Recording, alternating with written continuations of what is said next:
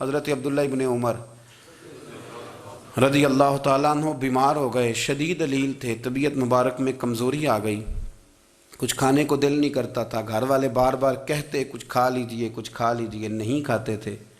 بالآخر حضرت نافع آپ کے غلام تھے، ان سے کہنے لگے کہیں سے مچھلی مل جائے نا تھوڑی سی تو میں کھاؤں گا۔ تو کہتے ہیں میں سارے مدینے میں ڈھونڈتا رہا، مچھلی نہ ملی، اگلے دن بھی ڈھونڈی تو نہ ملی، تیسرے دن بھی ڈھونڈی تو نہ ملی، تو فرمانے لگے یار بس چھوٹی سی خواہش ہے، کوئی فرض نہیں ملتی تو رہنے دے۔ کہتے ہیں چوتھے دن مچھلی مل گئی، میں 1.5 دینار کی مچھلی لا کے حضرت عبداللہ ابن عمر رضی اللہ تعالیٰ عنہ کے سامنے جو مچھلی رکھی تو آپ نے لقمہ روٹی کا توڑا تھا، مچھلی کو لگانے لگے کہ دروازے پہ فقیر نے آ کے آواز دی کچھ کھانے کو دو۔ تو حضرت عبداللہ ابن عمر نے روک لیا اور ہنسے۔ کئی دفعہ دے ہم بھی دیتے ہیں پر ہمارا چہرہ دیکھنے والا ہوتا ہے، اتنے ہم غصے میں ہوتے ہیں، دے دیتے ہیں، لیکن جو چھلوٹیں ہوتی ہیں نا چہرے والی وہ گنی نہیں جاتی۔ ہنسے، فرمایا دیکھو میرا اللہ کتنا کریم ہے، وہ مجھے بچانا چاہتا ہے، اٹھا بار دیا جا کے۔ تو خادم اب حکم کا پابند تھا، وہ لیت اللہ تو کر نہیں سکتا تھا، وہ گیا اور جا کے دے آیا۔ فقیر جب سارے محلے سے آٹا اکٹھا کر لیتے ہیں تو پھر ایک جگہ جا کے بیچتے بھی ہیں۔ دے آیا، وہ 2 گلیاں آگے گزرا تو میں پیچھے دوڑا گیا، میں نے کہا سچ بتا کھانی ہے کہ بیچنی ہے؟ وہ کہنے لگا جو بھی سبب لگ جائے کر جاؤں گا، آپ نے دے جو دی ہے۔ تو کہتا ہے میں نے اسے کہا کہ یہ 1.5 دینار کی میں نے خریدی تھی، اگر تو 2 دینار کی مجھے بیچ دے تو آج کل مچھلی مدینے میں مل نہیں رہی، تو میں اپنے آقا کو دے دوں گا، وہ یہی کھائیں گے، بیمار ہیں۔ تو کہنے لگا جی بسم اللہ، مجھے کیا اعتراض ہے، 2 دینار مل رہے ہیں، 1.5 کی مچھلی، اور 1.5 کی بھی کسی نے نہیں خریدنی تھی، اب تو پک گئی۔ فرماتے میں نے 2 دینار اس کو تھمائے، وہ مچھلی اس سے خریدی، اور خرید کر کے میں لا کے حضرت عبداللہ ابن عمر کے سامنے دوبارہ رکھی۔ تو فرمایا یہ کیسے آ گئی؟ میں نے کہا حضور 1.5 کی خریدی تھی اور پھر فقیر کو دے دی، اب اسی سے میں 2 دینار کی خرید کے لایا ہوں، آپ قبول فرمائیں۔ تو فرمانے لگے تم نے اچھا نہیں کیا، اب اس طرح کرو 2 دینار بھی اسے دے اور مچھلی بھی واپس دے آؤ۔ عرض کی حضور کیوں؟ فرمایا تم نے قرآن نہیں پڑھا؟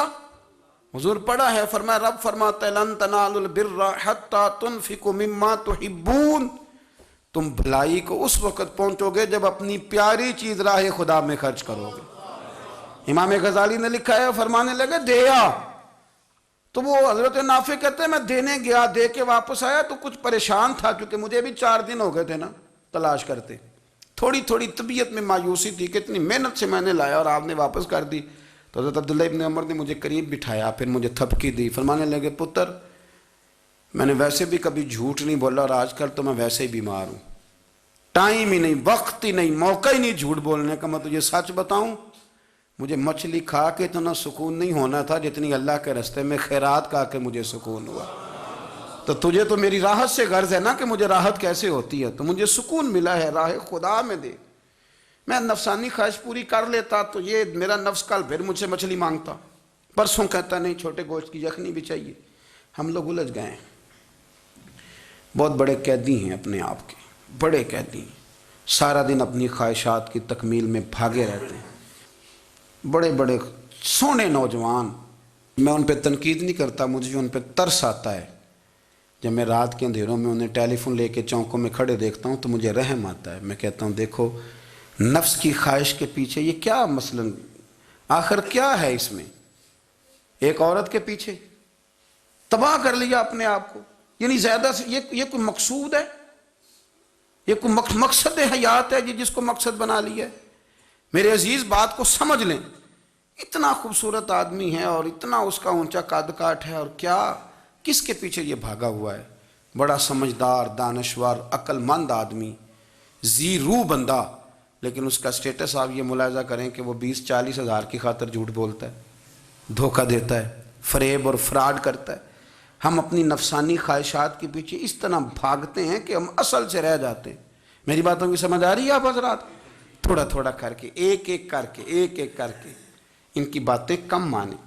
وہ ضروری تو نہیں نا کہ سویرے ناشتہ بازار سے اپنی مرضی کا تگڑا کیا ہے، بازار سے لا کے پوڑیاں چنے بہترین کھائے، اور پوڑیاں چنے ابھی کھائے نہیں، شاپر میں ڈالے ہوئے ہیں، اور وہ لے کے ابھی آ رہا ہے تو ساتھ ہی رستے سے گوشت بھی چھوٹا اچھا لگا تو 2 کلو وہ بھی لے آئے کہ پوڑیاں چنے کھاؤں گا اور دوپہر کے لیے گوشت پکاؤں گا۔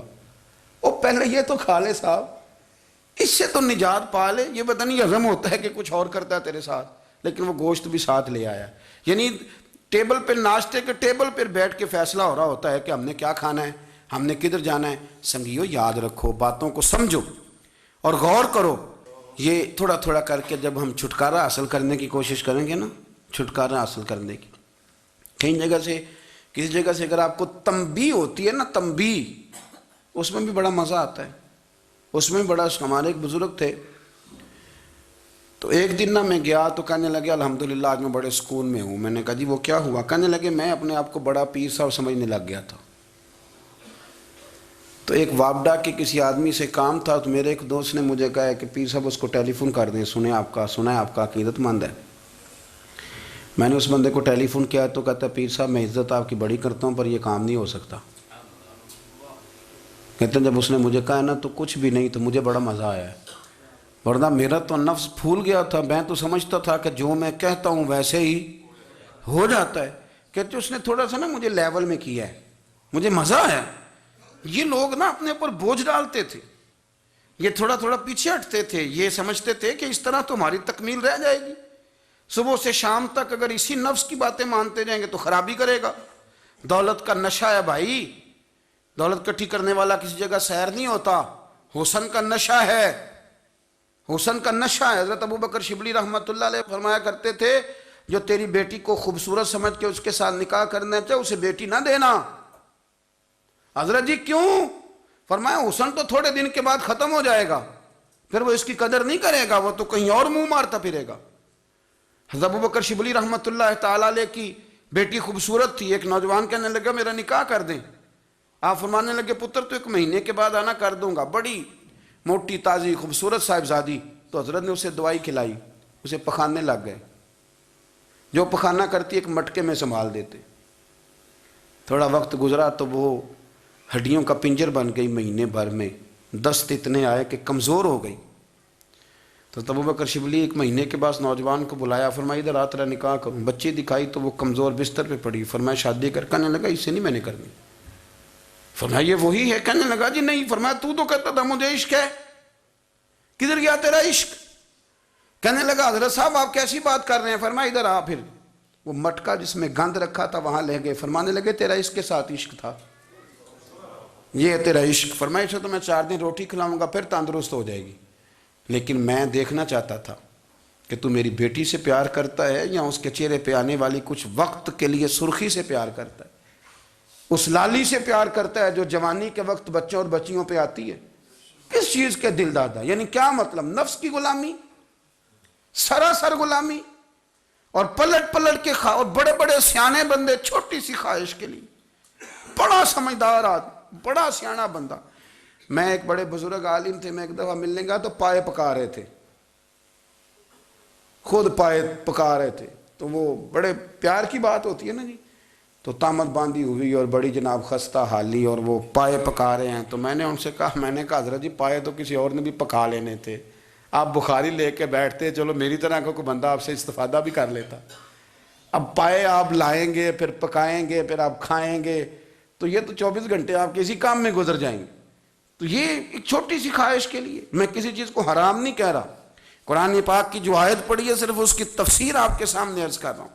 ہماری خواہشات ماں پالتی ہے، آپ کو نہیں پتہ کتنے دکھ سہتی ہے۔ میں ان ماؤں کو جانتا ہوں جو بیٹے کے حصوں کی مار بھی اس کے ابے سے کھاتی ہیں، مار کھاتی ہیں وہ۔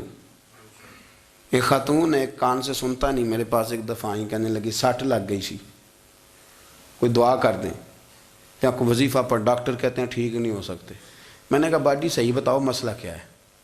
کہنے نہیں کچھ بھی نہیں، مسئلہ کیا ہونا ہے، پتر غلط نکل آیا ہے، اس کا باپ روز مارتا ہے، آج میں آگے گئی ہوں تو اس نے ایک تھپڑ میرے کان پہ مار دیے، تو پردہ پھٹ گیا۔ مائیں مار کھاتی ہیں، لیکن وہ پتر جس کو بڑی محنت سے پالا ہے وہ جوان ہوتا ہے تو اماں سے کہتا ہے تجھے چھوڑ دینا ہے، پر جس لڑکی سے میرا ٹیلی فون پہ رابطہ ہے اسے نہیں میں نے چھوڑنا، وہ نہیں چھوڑ سکتی، ہر شے کچل جاتا ہے وہ۔ اماں کبھی لیٹ کے رات کو سوچتی ہے کہ یہ تو میری کل کمائی تھی، میں تو آج بھی اس کے حصے کے تھپڑ اپنی گالوں پہ برداشت کر رہی ہوں، تو یہ کدھر گیا؟ اردشیر نام کا بادشاہ تھا، حضرت محدث ابن الجوزی آج سے کچھ 700 سال پہلے لکھتے ہیں۔ اردشیر بادشاہ بڑا خوبصورت تھا، جوان تھا، بڑا عقل مند تھا۔ اس نے اس طرح کی قریب قریب کی ساری ریاستوں پہ قبضہ کر لیا۔ بڑا عقل مند زیرک تھا، قبضہ ہو گیا۔ ایک بادشاہ بڑا سخت تھا، اس کے ساتھ جب پنجہ آزمائی ہوئی تو اردشیر کہتا ہے اس پہ میرا قبضہ نہیں ہو رہا تھا، اور جب ہم نے ساری ریاستوں نے مل کے اس پر حملہ کیا تو ایک قلعے کے اندر قلعہ بند ہو گیا۔ اردشیر بڑا خوبصورت آدمی تھا، بڑا سمجھدار تھا، تو وہ بادشاہ قلعہ بند ہو گیا، اس نے کہا نکلنا ہی نہیں۔ اب وہ اندر بند ہے، یک بارگی حملہ کیا تو وہ بڑا بڑا قلعہ تھا اس میں بند ہو گیا۔ اس بادشاہ کی نا جس پر حملہ کیا، اس کی بیٹی اچانک ایک دن قلعے کی دیوار پہ چڑھی تو اردشیر کے حسن و جمال کو دیکھا تو عاشق ہو گئی، اور اپنے ہی باپ کے خلاف اسے کہنے لگی کہ اگر تو میرے ساتھ شادی کا وعدہ کرے نا تو میں تجھے رستہ بتاتی ہوں حملہ کرنے کا۔ اس نے کہا میرا وعدہ رہا، تو رستہ بتا۔ اس نے رستہ بتایا اس لڑکی نے، اور بادشاہ نے حملہ کیا تو اس کا باپ قتل کیا، اس علاقے پہ قبضہ کیا شادی کے وعدے پر۔ ہاں نفسانی خواہش بندے کو اندھا کر دیتی، نہیں سمجھ آتی اس کو میں کدھر جانا ہے، اندھا کر دیتی۔ حملہ کیا، اور جب اس لڑکی کو لے کے آیا نا اپنے محل میں، تو پہلے دن شادی کی پہلی رات تھی، تو بستر بچھایا کنیز نے، تو وہ کبھی کروٹ ادھر بدلتی کبھی ادھر بدلتی، تو بادشاہ کہنے لگا کیا ہے؟ کہنے لگی بستر میں کچھ ہے، مجھے تکلیف دے رہی۔ اس نے چراغ جلائے اور جب بستر اٹھایا تو ایک اتنا سا دھاگا نکلا۔ دھاگے سے عموماً تکلیف نہیں ہوتی، تو اس نے کہا تو اتنی نرم و نازک ہے کہ دھاگا؟ کہنے لگی میرا باپ نا میرے ساتھ اتنا پیار کرتا تھا کہ روز میرا بستر بھی خود بچھاتا تھا، اور اس نے آلہ رکھا ہوا تھا، وہ ناپتا تھا کہ کوئی پایا اونچا نیچا تو نہیں، میری بیٹی کا بیلنس سوتے وقت خراب نہ ہو جائے، اور میرے لیے گوشت اور کپڑے بھی خود پسند کر کے لاتا تھا، کھانے پینے کا خود خیال کرتا تھا۔ اردشیر کہنے لگا اچھا وہ اتنا پیار کرتا تھا، اور پھر تو نے اس کے ساتھ کیا کیا؟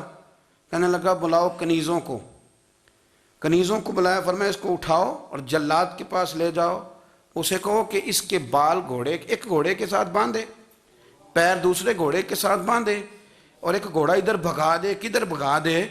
یہ جس کے باپ نے اتنا پیار کیا، یہ نفس کی اتنی غلام ہے کہ اس کی وفادار نہیں رہی تو میری وفادار کیسے بنے گی؟ جس نے اتنے نازوں سے پالا کہ دھاگا اسے برداشت نہیں۔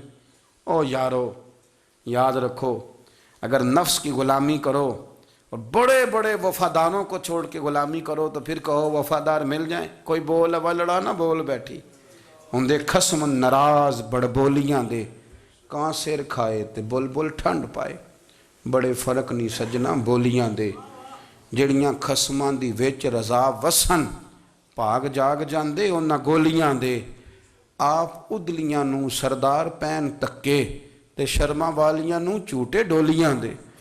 اپنے نفس کے پیچھے چلو گے تو یہ تباہی ہے۔ جب ہم نے کسی سے وفا نہیں کی تو یہ کیا امید ہوئی کہ دنیا ہم سے وفا کرے گی؟ اللہ رسول کی مرضی کے مطابق اصول پسند زندگی بنائیں، ایک ایک کر کے اپنی خواہشات سے پیچھے ہٹیں، تھوڑے پہ گزارا کرنا سیکھیں، اپنے نفس کو سمجھائیں۔ ضروری نہیں کہ روٹی ہر وقت مزے کے لیے کھائی جائے، کبھی کمر سیدھی کرنے کے لیے خشک روٹی بھی کھا کے دیکھو، کبھی سادہ کھانا اس پہ بھی اکتفا کرو، کبھی تھوڑا کھر کے اچھے طریقے سے سادے کمرے میں بھی اللہ کو یاد کر کے دیکھو۔ نفس کے پیچھے نہ بھاگیے گا، تباہی کرے گا۔ رب کریم سمجھنے کی توفیق رفیق عطا کرے۔